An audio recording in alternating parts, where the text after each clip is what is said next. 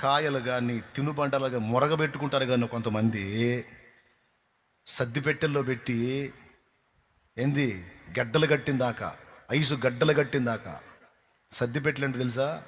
ఒక ఆయన పెట్టాడులే పేరు ఫ్రిడ్జ్కి. దేవునికి స్తోత్రం.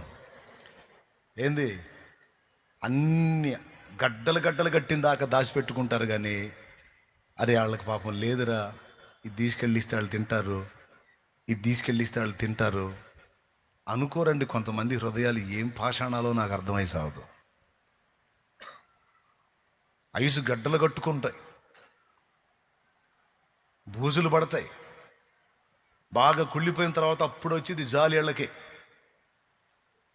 పారే బుద్ధి కాక ఇదిగో ఇట్రా, ఇది తీసుకో, 3 రోజులు మురగబెట్టా కానీ తీసుకో, తిని జాగ్రత్త, ఎప్పుడన్నా పిలిచినప్పుడు వచ్చి కసువుడు.